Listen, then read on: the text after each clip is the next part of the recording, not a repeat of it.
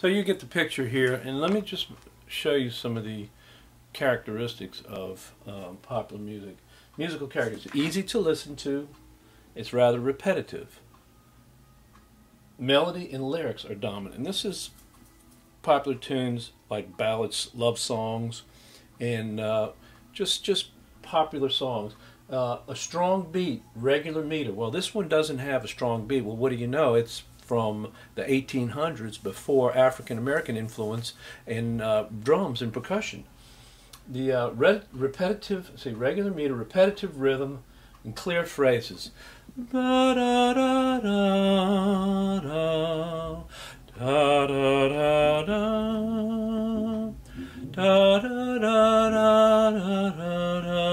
da da. Very easy to sing, very repetitive, and so clear phrases, familiar chords.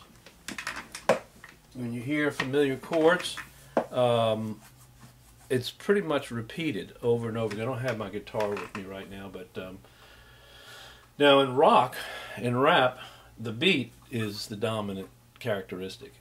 That's the dominant feature. So real quick, in Beautiful Dreamer and in Oh Susanna by Stephen Foster, we hear many of these elements. The melody and the lyrics are dominant. It's rather repetitive. There is not a strong beat, but there is regular meter.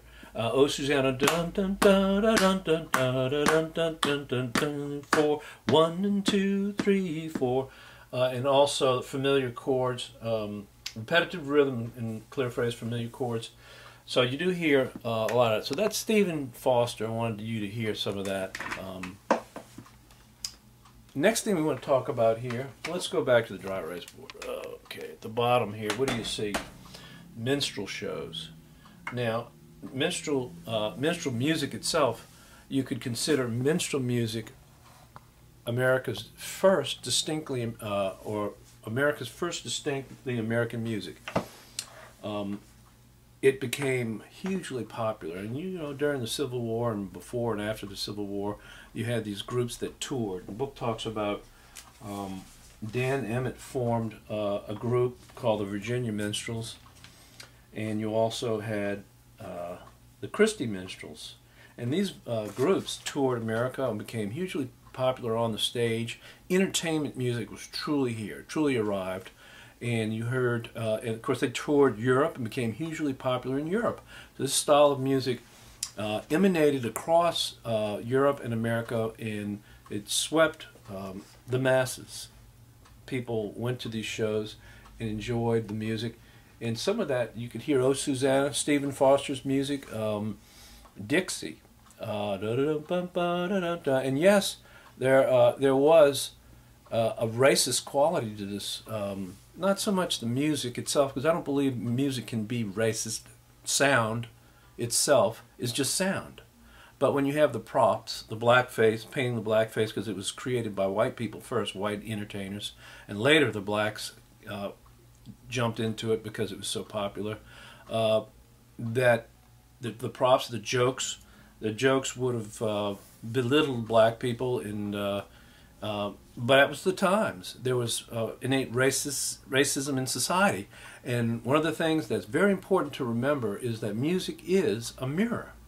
And if society is racist, if society views a certain segment or ethnic group in a stereotypical fashion, the music is going to reflect that. Unfortunately, that's part of America's past. But, and of course, the Civil War was fought for that very reason. And you had popular song Dixie on one side, and the of course there are other songs, I believe. Let me see. Old Dan Tucker on the south side, and on the north you had the Battle Hymn of the Republic and other songs like that. Very popular songs to unite people behind a cause. So everybody had their cause. And these minstrel songs eventually became shows with plots. What does it say right here? The music for minstrel shows is drawn from traditional folk material, popular songs of the day. It was a logical step to take the popular minstrel songs and dances performed by troops and individual entertainers and put them into a sequence of acts on stage. Thus, the minstrel show was created. And so minstrel music and dance became an act, and that's when they toured and made the music so popular across Europe and America. One example we have here before we go, I want to play for you. Al Jolson came on in the 20th century, so this is kind of crossing into the new age, and he was actually one of the first sound pictures was The Jazz Singer in 1927, and here's his performance there.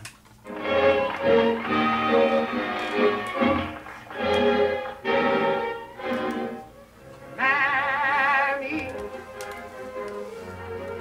Mammy, the sun shines deep, the sun shines wet, but I know where the sun shines best.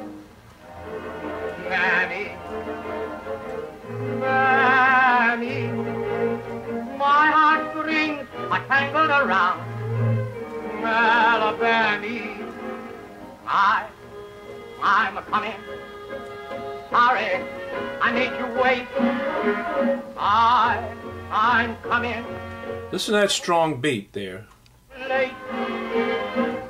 Look how sentimental. They're playing up the sentimentality. And America was a big, they fell all over the place for songs like this. Mammy, my little Mammy, the sun shines deep, the sun shines west, but I know where the sun shines best. It's on my Mammy I'm talking about, nobody else's. My little Mammy, my heartstrings. Well, anyway, see, you can't imagine how many songs appeal to the nostalgic sense of the fantasy idea of people's vision of the South, the old South, and when black people were all happy and well taken care of down on the plantation, and it was total escape fantasy, but it was very popular, nostalgia and sentimentality. One loving home, my old Kentucky home, loving his mother, loyalty and devotion to those things, mom apple pie and country. So anyway, that constitutes pretty much pre-20th century music in a nutshell. The next lecture is going to be on 20th century, and we'll start out probably with some Tin Pan Alley music, which was huge. Music that you may have heard.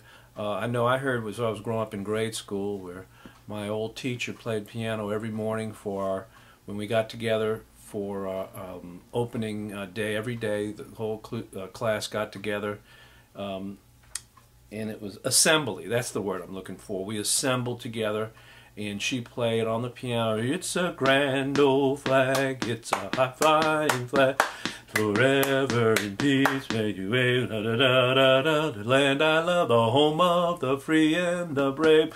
Now that was from the Follies, Siegfried Follies, and then you had vaudeville, which was very important. So we're going to talk about that a little bit and go on into musicals, and then of course electronic age, which really changes things greatly.